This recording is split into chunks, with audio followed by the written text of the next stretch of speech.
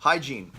Here in the U.S., we have a standard of hygiene, what's acceptable, right? We don't do seasonal showers. We do them a little more frequently than that. And then obviously other places, whether it be because of access or whatever. Marco was talking to you yesterday about body odor on folks, and them looking at that as some sort of sign or badge of masculinity or who knows what. Let's talk about grooming, whether it be hairstyles, beards. Again, we keep kind of reverting back and talking about the Middle East, but we'll talk about that if we're in a place like Afghanistan. What's their philosophy on beards? Why is it that the men are bearded over there? First of all, it was law that you had to have a beard that was a minimum of 1 fist in length. That was mandated by the Taliban. But their philosophy is what? If you don't have a beard, you're either a woman or a boy. You're one or the other. Who's seen Afghans that have the very, very, very, very shocking orange-colored beards or hair? Have you seen that? Yeah. Why? What is that? That's a different tribe, and a lot of them, from what I remember, like the Redbeards, they associated a lot more with the Taliban, like kind of believe their ideology. That's accurate. That's accurate. But what's up with that? It's henna is what it is. But why? Why are they doing that? Anybody? Muhammad was a redhead. That's why.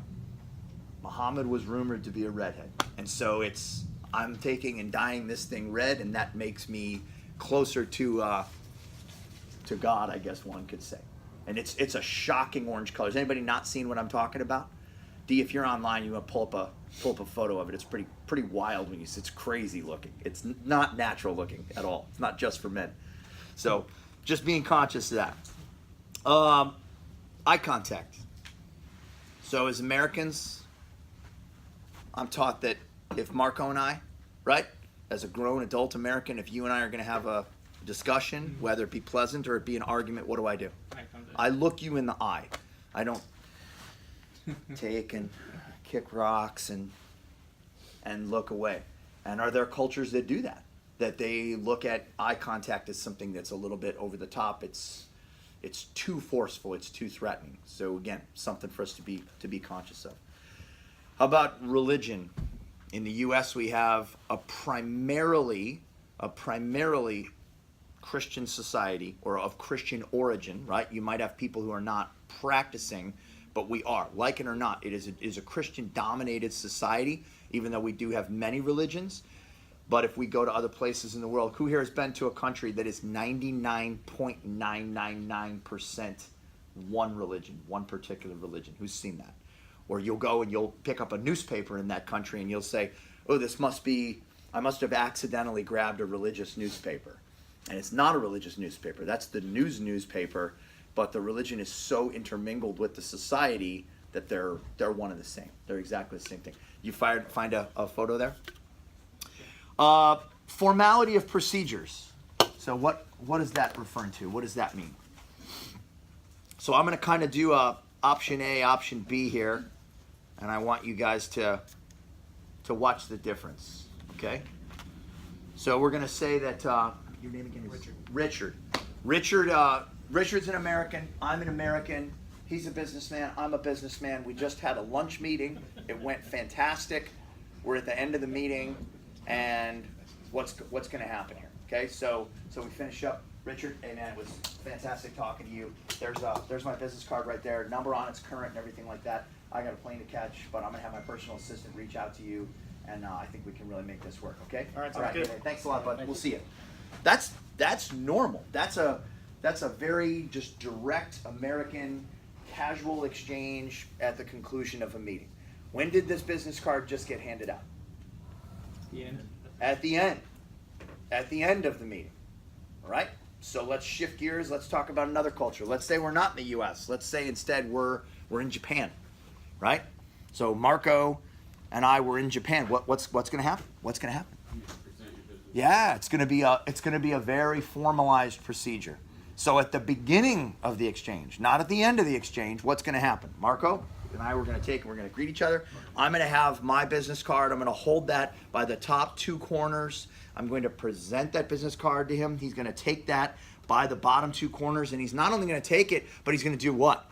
Oh, he's going to kind of remark and study his head and act like he really cares and he's impressed. And then where's it going to go? It's going to go into his breast pocket. And then he's going to take his card out. And then he's going to formally hand me his card. And I'm going to study it. And that's going to go into my pocket. And this is just to get warmed up, right? In Western culture, what happens? We take and we sit down and we might say, hey man, I'm in a rush, so give me your pitch. What's the pitch on your meeting? Let's get to brass tacks. In other countries, we might sit for 3 or 4 hours and do what? Have coffee and have tea, and I learn about your family, and I learn about where you're from and where you went to school, and tell me about your children, and we go through all this stuff. Then we'll take and we'll ease into business, right? So again, if we're not aware of that, can we wind up offending somebody? And a lot of times if we offend somebody, are they going to tell us right there that they're offended? They won't tell you there. They'll wait till they leave. They'll start talking smack about you when you leave, and you've now jeopardized who knows what by what you've said. Lost in translation, so to speak. Everybody understand what we're talking about here. How about hand gestures? What about that? In many portions of the world, what's your left hand for? Wiping, right?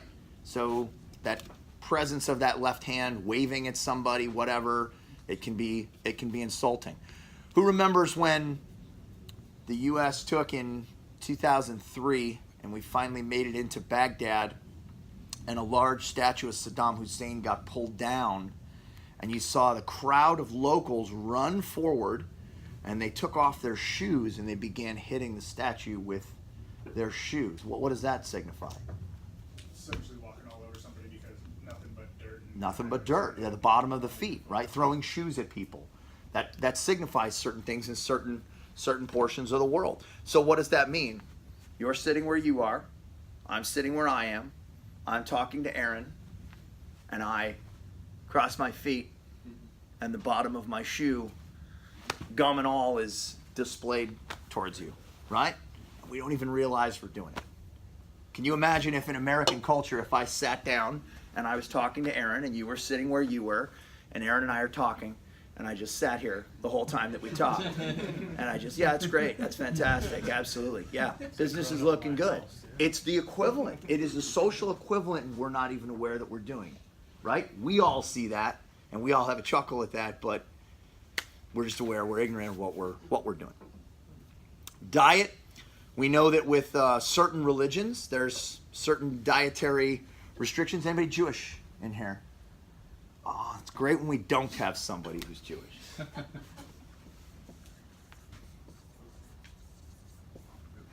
Everybody's heard that word. Yeah. What's it mean? What's that mean? Clean, basically. Okay, just clean? And blessed. What's that? The way they prep the food. The way they prepped it? How?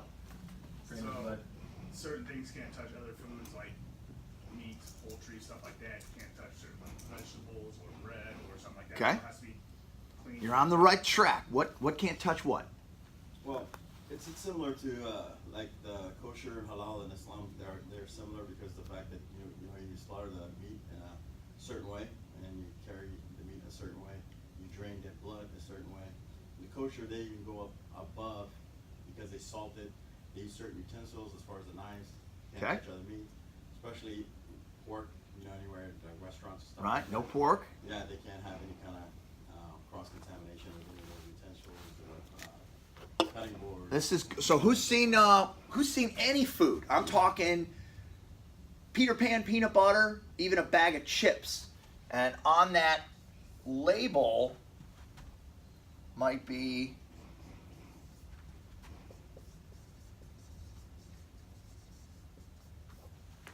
any one of those things. You guys ever seen that? Seen that stuff on labels, and it's sort of, yeah, I want peanut butter. I don't know what that means. What if that meant poison, right? You know. So you guys are all barking up the right tree. You guys are correct. First off, what kosher means is it simply means, and again, there's different sects of Judaism, how strict it is, right? Whether it's your Reformed Jew, Orthodox Jew, Hasidic Jew, etc., that the facility in which the food is prepared has been inspected to be compliant and then blessed by a rabbi, right?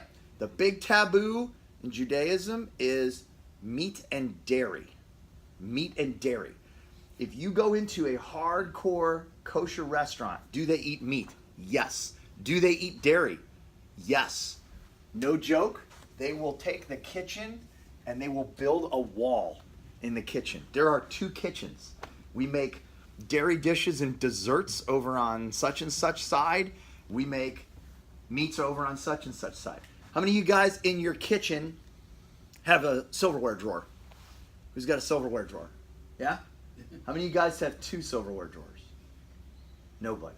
You do. I used to. You used to. Were you Jewish? I lived in Israel, yeah. Okay, fantastic. This is great. So chime in here if you have anything to add on this. A spoon that's used by someone who's a practicing Jew to eat ice cream, right? They can eat ice cream, absolutely. But that spoon, even if we take and run it through the dishwasher and we run it through the sink, that is a dairy spoon. And we don't use that spoon to take and touch other foods later on. And I see that smile like, really? Seriously? But there's a tradition in your household that they would look at and say, you got to be kidding me.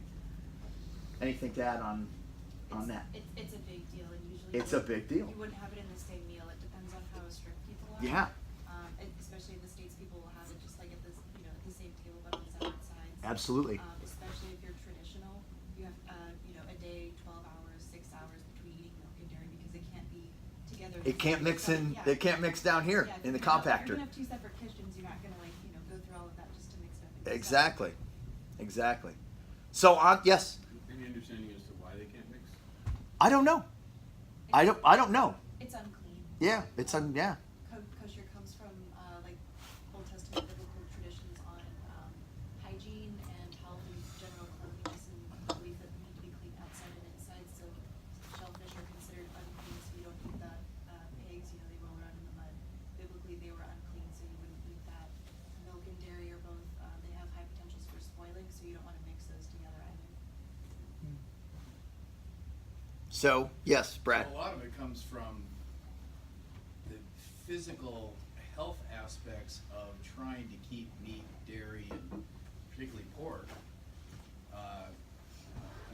wholesome when you don't have refrigeration, 2,000 years And ago. it's exactly, and it's 2018 now, and whether it's because of a belief system or it's just tradition, There's practical reasons why it started. right? Yeah. Yeah, absolutely. That get carried forward. Now, on the flip side, having lived in Israel, the majority of citizens in Israel aren't even practicing. They're not even practicing Jews. They're more Jews by ethnicity or by lineage as opposed to practicing. So while it's there, it's unless it's Yom Kippur where everybody suddenly starts practicing for a little bit and then kind of goes back to the other way, right? It's like a lot of Christians only go to church and it's Easter or Christmas or whatever, and the rest of the year it's like, whatever. So while we're on this topic, who's heard of the Christian word Sabbath, right? We've all heard of Sabbath, yes? All right, so if you're a Jew, they don't quite call it that. They call it Shabbat. And what day is that? That's Saturday, okay? So if you really want to be a traditionalist, like a hardcore traditionalist, what does it say that Jews are not allowed to do on the Sabbath or Shabbat? What are they not allowed to do? Work. They're not allowed to, what's been translated into work, but what Scripture actually says is what? Make fire. That's what it says, that they've translated into it. So if you are a literalist, and I've met people who are literalists, on Friday night, they go into the refrigerator and they unscrew the light bulb in the back of the fridge. Because opening the door would turn that light on, which would be making fire, which would be a sin. So I'll tell you a executive protection-based story about this that has to do with knowing where you are, etc., etc. So this is in Israel, and this is on Shabbat, okay? Hotel, 20th floor.